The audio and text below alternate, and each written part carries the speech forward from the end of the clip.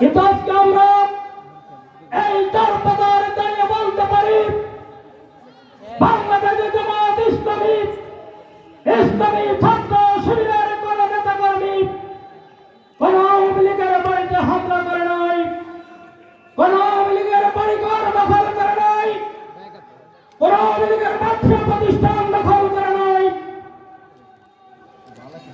এর মাধ্যমে প্রমাণিত হয়েছে জামাত ইসলামী 16 বছর অনেক জুলুম নির্যাতন সহ্য করেছে, অনেক অত্যাচার সহ্য করেছে, কিন্তু 5 আগস্টের পরে জামাত ইসলামী কোন আওয়ামী লীগের কাছ থেকে প্রতিশোধ গ্রহণ করে নাই। আমরা আইনের প্রতি শ্রদ্ধাশীল, আমরা আইনকে শ্রদ্ধা করি বলাই আমরা আইনকে হাতে তুলে নিই নাই।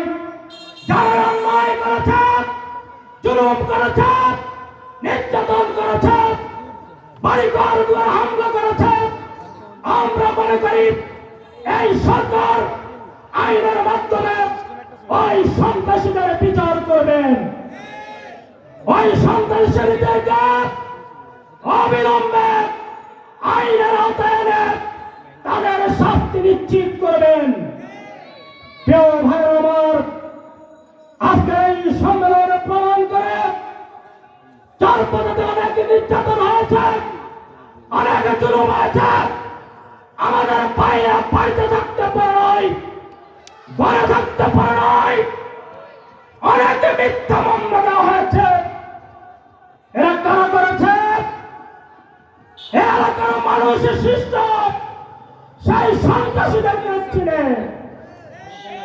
আজকে ওই সন্ত্রাসীদেরকে আমরা বলতে চাই, জামাত ইসলামী একটি সুশৃঙ্খল নিয়মতান্ত্রিক সংগঠন বলে আজকে তোমরা তোমাদের বাড়িতে অবস্থান করছো।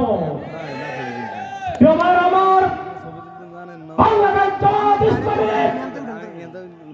1941 সাল থেকে ন্যায় এবং ইনসাফ ভিত্তিক একটি সমাজ প্রতিষ্ঠার জন্য এদেশের মানুষের কাছে, ছাত্র জনতার কাছে দাওয়াত নিয়ে যাচ্ছেন। সেই দাওয়াত অব্যাহত আছে। আমরা মনে করি আজকের এই 5 আগস্টের বিপ্লবের পরে জামাত যে আন্দোলন শুরু করেছে, আজকে ছাত্র জনতা সেই আন্দোলনকে গ্রহণ করেছে। সুতরাং ন্যায় এবং ইনসাফ ভিত্তিক সমাজ কায়েমের জন্য লক্ষ্মীপুর আসন থেকে মাস্টার রুহুল আমিন ভূঁইয়ার নেতৃত্বে আমরা একটি আন্দোলন গড়ে তুলব, যে আন্দোলনের মাধ্যমে প্রত্যেক মানুষ তার অধিকার ফিরে পাবে, মানুষ তার অধিকার থেকে বঞ্চিত হবে না। সেই প্রত্যাশা রেখে সকলকে ধন্যবাদ জানিয়ে বক্তব্য শেষ করছি। খোদা হাফেজ। বাংলাদেশ জিন্দাবাদ, জামাত ইসলামী বাংলাদেশ জিন্দাবাদ।